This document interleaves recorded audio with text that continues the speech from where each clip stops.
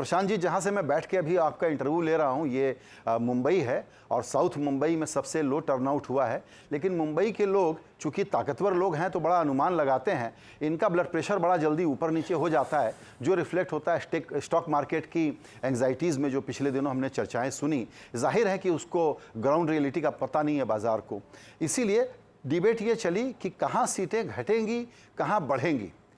ये भी एक चर्चा का विषय रहा, थोड़ा सा मीनिंगफुल भी है, थोड़ा सा वो बेमतलब का डिस्कशन भी है। लेकिन ये सवाल आपसे पूछना ज़रूरी है कि सीटें कहाँ बढ़ेंगी और फिर चर्चा करेंगे कि कहाँ घट सकती हैं। देखिए, यहाँ आपको एक चीज़ समझना जो हम लोगों को ज़रूरी है कि मार्केट भी जो है वो विजडम ऑफ क्राउड को दिखाता है। Millions of people, investors and otherwise अपनी समझ से या फिनेंशियल एनालिस्ट या एडवाइजर्स की समझ, उनकी मदद से एक डिसीजन लेते हैं और उनका एक कंबाइंड जो जजमेंट है वो मार्केट के रूप में हमको दिखता है। उसी तरीके से जो चुनाव भी जो है वो भी विजडम ऑफ क्राउड है। So when this two ecosystems are trying to second guess each other, तो आपको थोड़ी बहुत टर्बुलेंस दिखेगी। मार्केट को जो लोग चला रहे हैं या जो उसके पार्टिसिपेंट हैं वो मिलियंस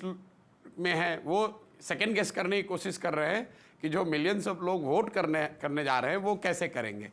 तो जो मार्केट की एनालॉजी है कि when you will keep changing your stance और trying to gauge which side market is going basis the numbers going up and down, then you are more likely to make mistake than get it right. Same चीज़ यहाँ पर भी लागू होती है। अगर आप चुनाव को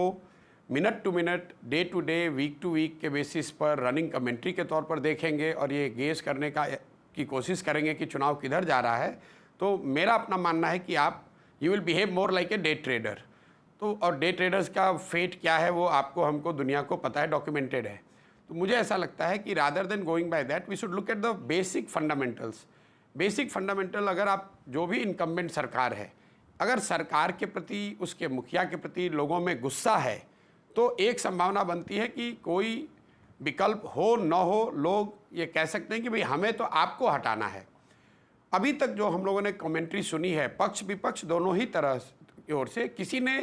अभी तक इस तरह की सिस्टमेटिक बात नहीं बताई है कि लोगों में मोदी जी के खिलाफ बहुत गुस्सा है कि इनको हटाना है। डिसअपॉइंटमेंट हो सकता है, थोड़ी बहुत दबी हुई नाराज़गी भी हो सकती है, लोगों की जो आशा अपेक्षा रही है, संभव है किसी की पूरी हुई, किसी की नहीं हुई, लेकिन वाइड स्प्रेड एंगर की बात अभी तक हम लोगों ने नहीं सुनी है। दूसरा फंडामेंटल रीज़न जिससे आप चुनाव हार सकते हैं, अगर आपका प्रतिद्वंदी जो है वो, if there is a clamour for him और हर, कि इस बार ये आदमी आएगा तो हम लोग की स्थिति जो अभी आज है इससे बहुत बेहतर हो सकती है, ये बातें भी हम लोगों ने अभी तक नहीं सुना कि भाई राहुल जी आएंगे तो उससे देश सुधर सकता है। कुछ लोग जरूर उनके समर्थक कहते हैं, मैं वाइड स्प्रेड बात कह रहा हूँ। तो in absence of a wide spread anger against the incumbent और a clamour for somebody who is a challenger, मुझे नहीं लगता है कि कोई आमूल चूल परिवर्तन या कोई बहुत बड़ा परिणामों में जो परिवर्तन की लोग बात कर रहे हैं वो दिखेगा। दूसरा, अगर इसको आप आंकड़ों में देखें तो पूरे इंडिया को आप बड़े आसानी से राजनीतिक नज़रिए से ऐसे देख सकते हैं कि वेस्ट और नॉर्थ का जो एरिया है, जहां पर करीब करीब 325 सीटें हैं जो बीजेपी की 2014 से, बीजेपी और एनडीए के पार्टियों का एक तरह से समझिए गढ़ रहा है, वहाँ करीब करीब 90% सीटें जो हैं वो बीजेपी या उनके साथी दल जीत कर आए हैं। और इंडिया को अगर आप ईस्ट और साउथ का जो एरिया है, जब मैं ईस्ट और साउथ कह रहा हूँ तो start with Bihar, add that to Bengal, Assam, Orissa, Telangana, Andhra Pradesh, Tamil Nadu और केरल,